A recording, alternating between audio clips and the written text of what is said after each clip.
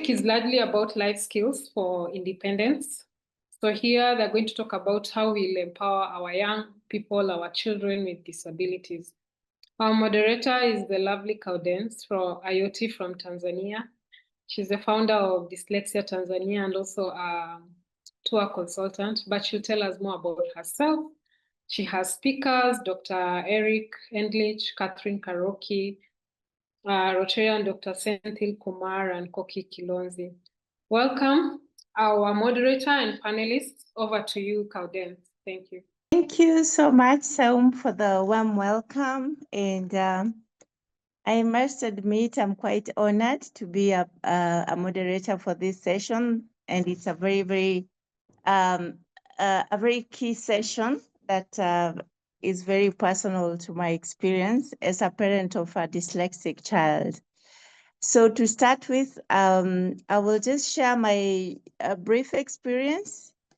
I actually discovered dyslexia in 2021. This is when I was looking for a solution for a child I didn't understand.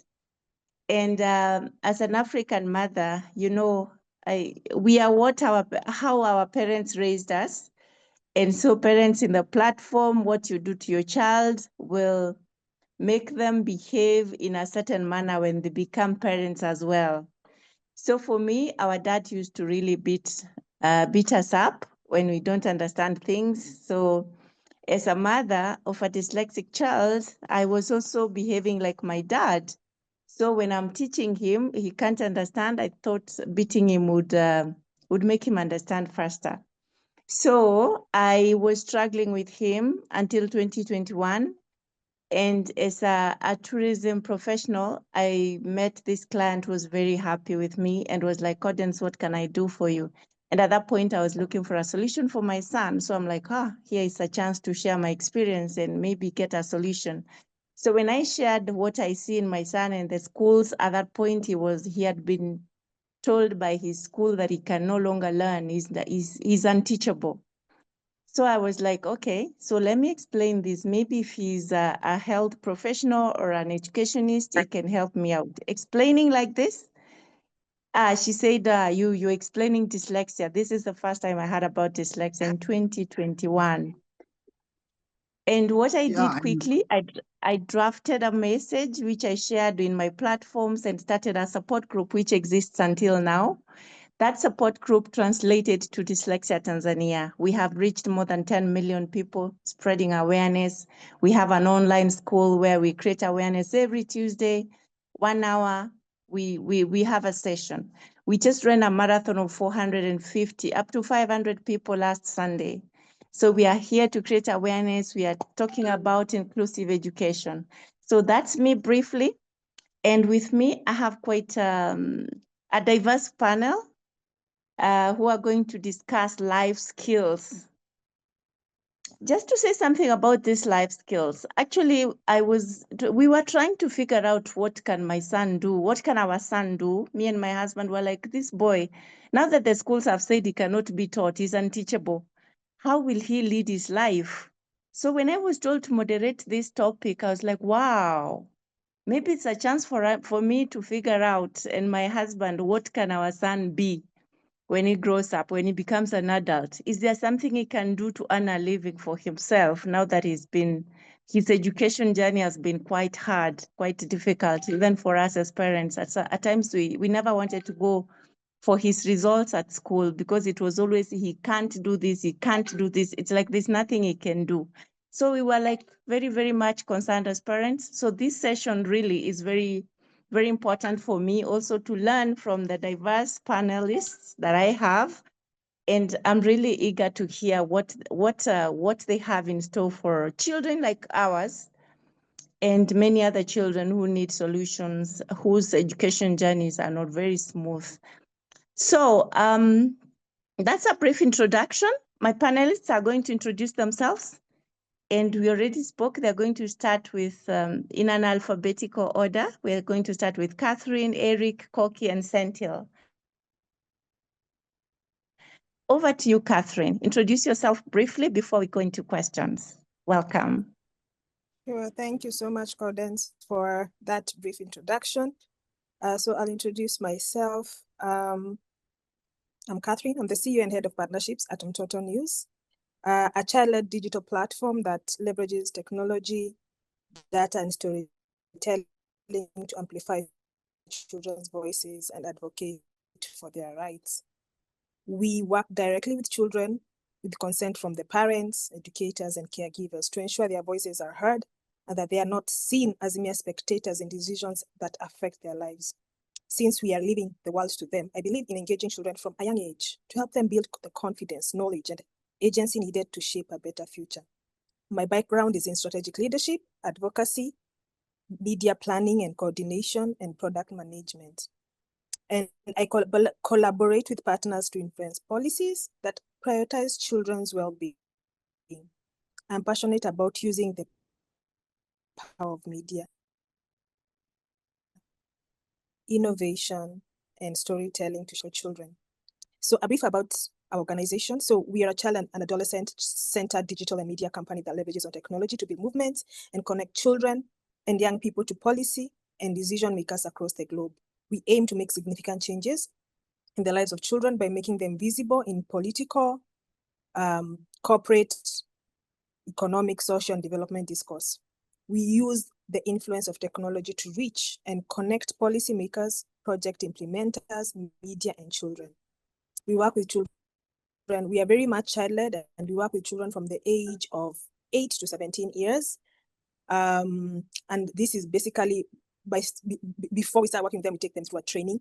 And then after the training, we mentor them, and then we ensure that we are creating leaders at a very young age. Thank you. Thank you, everyone. I'm excited about this discussion today.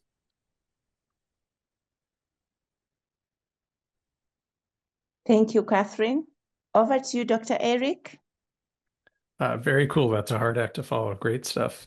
I'm Dr. Eric Endlich, founder of Top College Consultants. I'm a clinical psychologist by profession. I worked for many years in the mental health field, and I saw students who would go off to college or university and not make it through, sometimes didn't even get through the first year. And I felt like there has to be a better way. There has to be a way to ensure that students are prepared for college and that they're going to college where they get the support they need to make it through. And so I became an educational consultant, founded Top College Consultants. We now have a team of folks across the US. I'm based in California, but we're coast to coast, and we work with high school students applying to college, as well as college students looking to transfer or apply to graduate programs.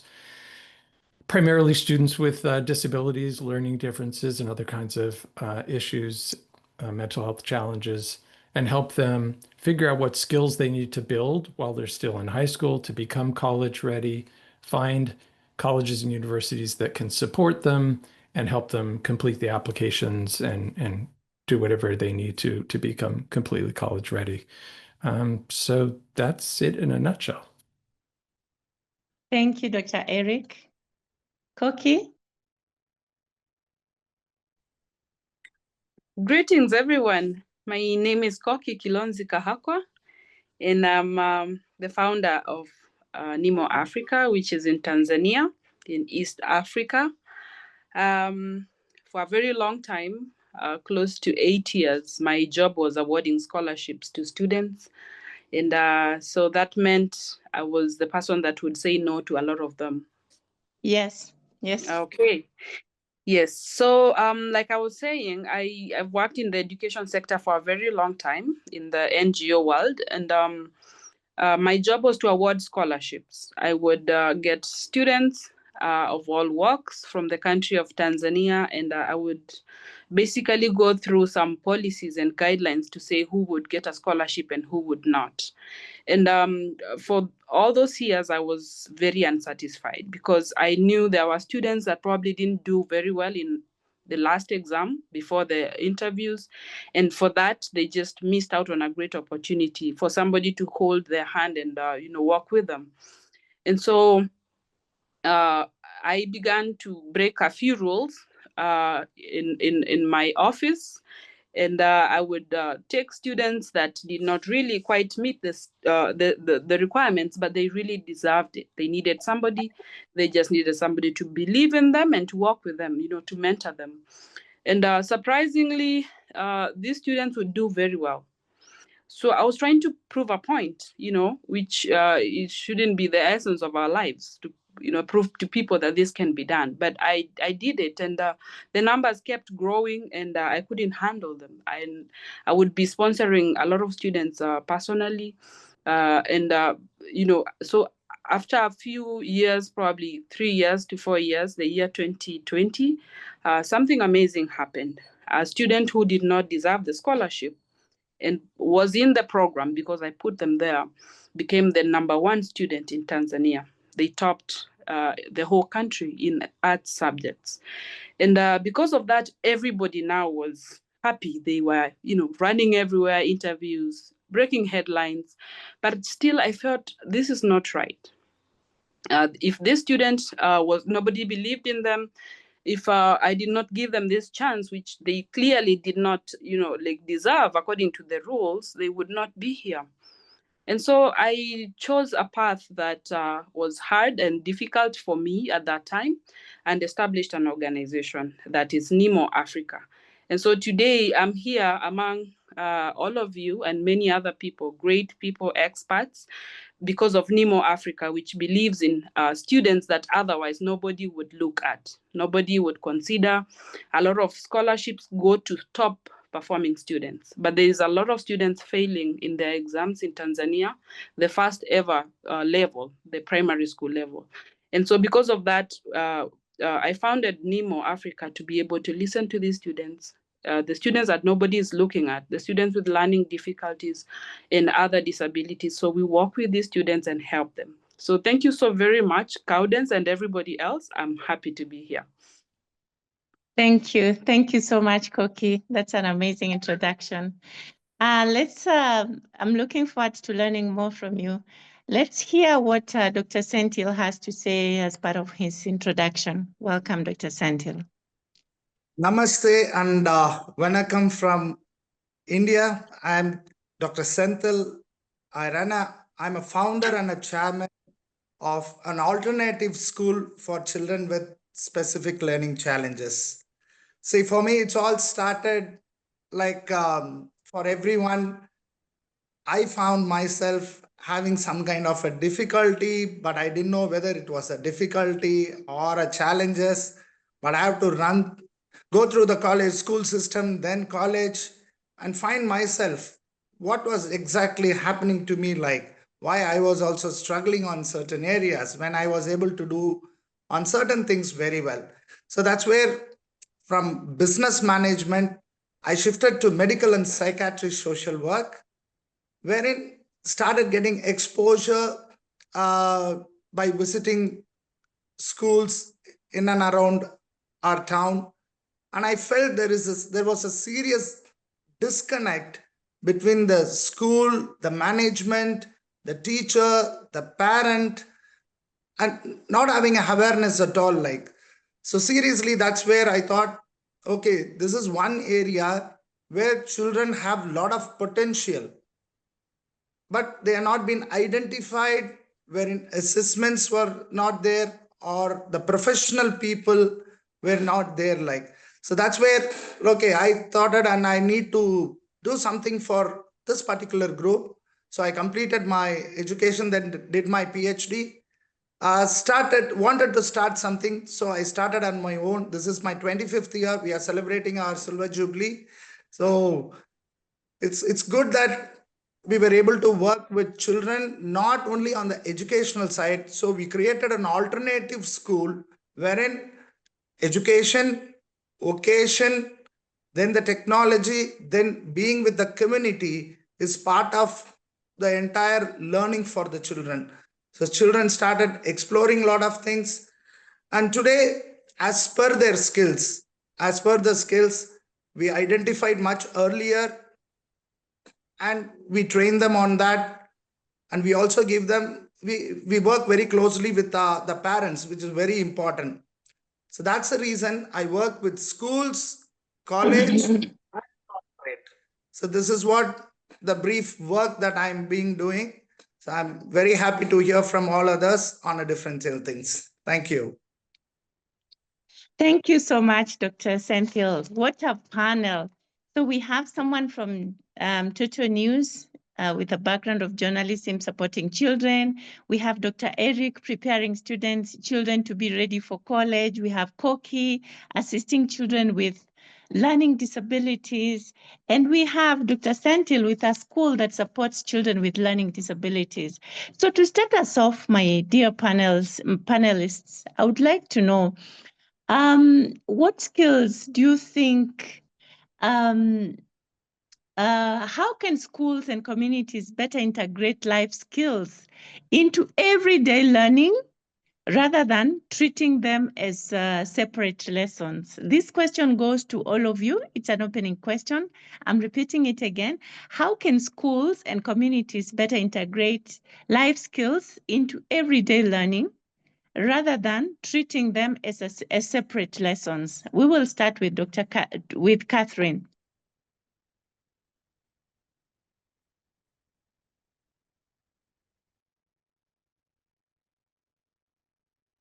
Catherine? Hi, sorry. It's really raining here, so my internet is a bit slow. But I would love to answer your question from a point of journalism and storytelling. So what journalism and storytelling are powerful tools for developing children's life skills. And when learners engage in storytelling, they learn to observe their surrounding and ask meaningful questions and think critically about the world around them. We know that when we were growing up, we were all about TV, but right now, children, teens are in the digital era. They're on their phones, and they are actually mimicking what they're seeing on these online platforms. But the right content, the right storytelling content, if it's very engaging with them, it shows that maybe if they're going through something in terms of peer pressure, they are able to see that it's not only them that are going through it. If it's from a peer-to-peer kind of learning, if it's a story that they relate to or they want to relate to, this is where they actually see that they learn and able to just articulate all those things from the storytelling aspect. We in our organization, we use journalism to help children find and share their voices. And as I had mentioned before, anything we do a training with them, we nurture communication with them, creativity, collaboration, and empathy. And we believe that these essential life skills that help them grow into confident, informed, and responsible citizens. For us, we believe that journalism and storytelling are tools of empowerment. And when children learn to tell their own stories, they develop confidence, communication, analytical thinking, and these are skills that are vital for independence and leadership. Storytelling teaches them to observe the environment, to question, to express themselves clearly, strengthening their sense of identity and agency. For children with disabilities, this process also helps break stereotypes by showcasing their abilities and unique perspectives so that people can also involve them, so that we as adults can also hear their stories and see that they also have these unique, amazing talents that they want to be engaged in, that they can actually just be part of us instead of just having their own thing, because they want to be included in all aspects of our community. In all our activities with children, we ensure that there's inclusivity as our organization, regardless of ability, regardless of background or circumstance, that children can participate meaningfully and develop their skills alongside their peers. This is very crucial in this day and age that we are living in. Thank you. Thank you so much, Catherine. I like, I like the fact that you teach these children 21st century skills, which prepares them for life. Thank you so much. Let's move to the next panelist, Dr. Eric. Yeah, well, I don't really see these life skills being taught systematically in the US. I can really only speak to the US, and I wish they would. You know, the schools really focus pretty narrowly on academic skills, which is great for preparing students academically, but have children learned how to make friends, how to resolve conflict, how to find good partners, how to manage their time, how to cook, how to sort of manage your money. There's so many other skills to being a successful adult or even a successful teenager beyond just the basic academics. I'd love to see it included in schools. When my daughter was in high school, she saw that sort of missing piece, and in one of the classes, she proposed having a life skills day to teach the other. Where they would bring in professionals from community, whether it's financial professionals or auto care, to teach other high school students these skills. And the teachers said, "Oh, this is not realistic. You're not going to be able to do this." And she was working with a couple other students, and they said, "You know, we think this is important. We're going to do it anyways." They got funding for it. They pulled it off. Students loved it, and it continued year after year. So I would love to see that be a part of the curriculum. And for parents to understand what skills students need, and if they're not getting it in school, to find other resources, whether it's a therapist to help you build the social emotional skills, a social group, or some other resource. Wow, wow. I like the fact that your daughter took the initiative and now it's a legacy she must have left in that school. Thank you so much. Over to you, Koki. Thank you so much.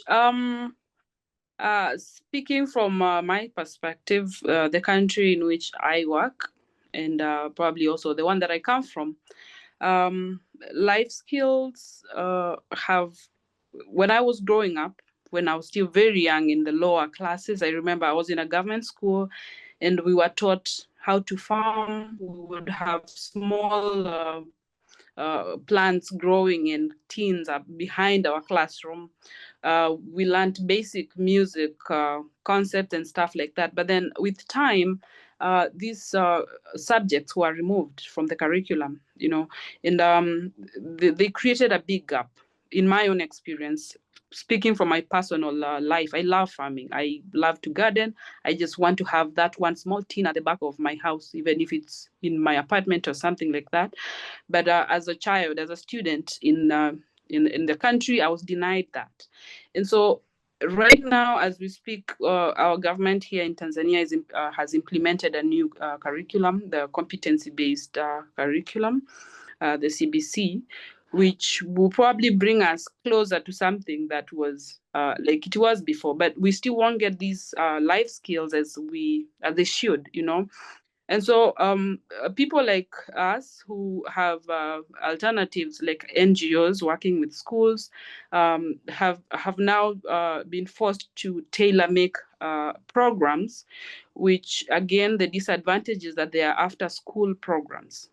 Because again, you cannot come in and just introduce agriculture in the middle of a school day, or introduce computer lessons. It has to be integrated into the school curriculum, into the school calendar.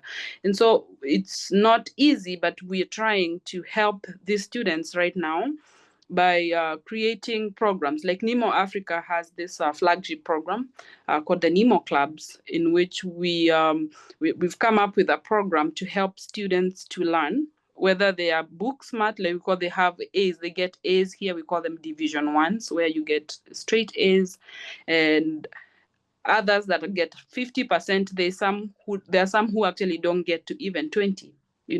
And because our system has not been very supportive for us to be able to understand these students. I come from the same country as Caudence. So what she says here, she's my teacher.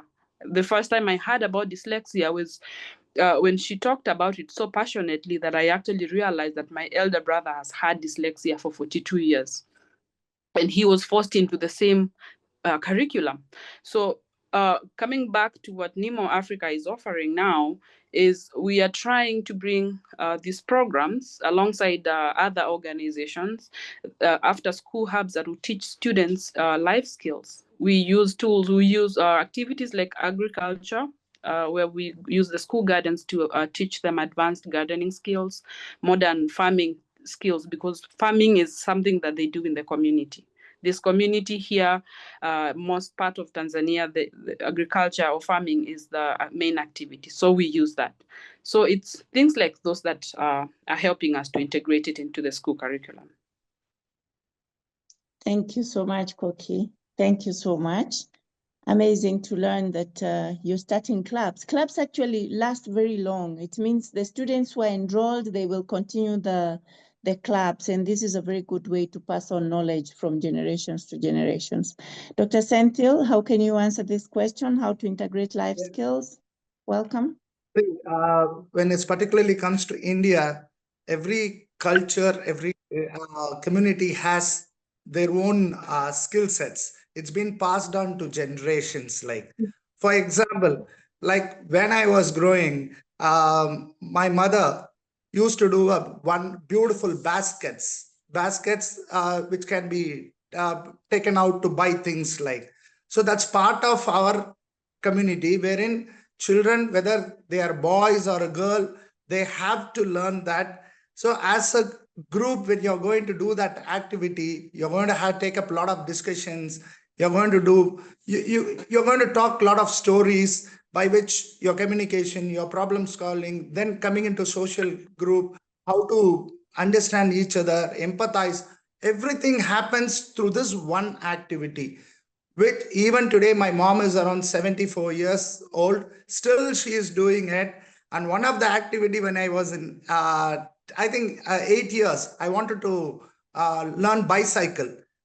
For that, my mom said, you have to do a basket. Then I will give you 50 pies. With that, you can go and take a vehicle and we can do it for an hour. So that is how every community has their own skill sets that's been passed to generations. Like in Helix Open School, what we do is curriculum and the life skills are part of the things. Like children do the farming, they do the plumbing, electrical, cooking, animation, and child theater. All these things part of the curriculum. It's not been separated as such. Like, so when children gets the exposure, they find themselves, as rightly said by the previous panelists, the confidence level, the self-esteem, and working together. So this is what all the 21st century talks about: communication, creativity, collaboration. All the skills are very important. So you can't teach everything in a classroom. Like, you need to allow the children, explore them, and then just move on as per their interest. That is how we have created the syllabus, and we have created a zone. Everybody knows about multiple intelligence. I think everybody, I'm sure you will be following in your school also. We, with the help of our mentor, Usha Ramakrishnan, she has created a model. We are using that model to give opportunity to children to explore on many things. So this is how life skill is being used in Helix Open School. Thank you. Thank you so much, Dr. Senthil. Now, after that, that phase of answering this general question from the panelists, I'm going to direct one question to each panelist to answer according to their area of expertise. And allow me to start with Dr. Eric. Dr. Eric, this is your question, and your question comes like this. You work with neurodivergent students preparing for college, preparing them for college globally. Which life skills do you find most critical for these students as they transition from high school to higher education? Which life skills do you find very, very critical for the students as they transition to higher education? Dr. Eric, over to you. Sure, great question. I would say one of the most important ones is time management, because in the US anyways, there's a really big change in how things work going from high school to college or university, where students' days are pretty structured when they're in high school. They get up pretty early. Sometimes it's their parents getting them up, rush through breakfast, get off to school. They have a long school day. After school, they might have a band practice or sports practice, working on homework, eating with the family, going to bed. It's a pretty full day, long school day. When they go off to college, and also when they have supports in high school, they tend to be sort of delivered to the student. The part of that has to do with the way the laws are structured in the US. It's the school district's responsibility to identify a disability, to identify a diagnosis, to provide evaluations, and to deliver services and accommodations. So students can just kind of show up and it all happens around them. And they get reminders if they're struggling, teachers saying, remember, you got to turn in this assignment or study for this test. In college, it kind of flips where there's many fewer hours in class. If a student moves away from home and lives in a residence hall, parents aren't there to remind them. Instructors treat students kind of like adults. You get a syllabus at the beginning of the semester, and you have to keep track of when assignments are due, when the tests are coming up. So students have a lot of time on their hands and lots of work to do, and they have to structure their own time. So they have to have that skill. And if they're not, and if they think, oh, well, that isn't due for another week, I can go off and hang out with my friends, they could easily kind of fall behind and find it difficult to catch up. But sort of backing up to the bigger picture, students need to have self-awareness of what their challenges are. So if they know they're not really good at time management or conflict resolution or managing their emotional reactions, whatever those skills are, if they know that, then they can find the resources in college. The help and the resources are there in college, but students need to self-advocate. And so the self-advocacy and the self-awareness are really critical too. We really encourage students to use the resources, to know the resources, to find mentors and supports in colleges. Maybe it's the RA in the residence hall, maybe it's a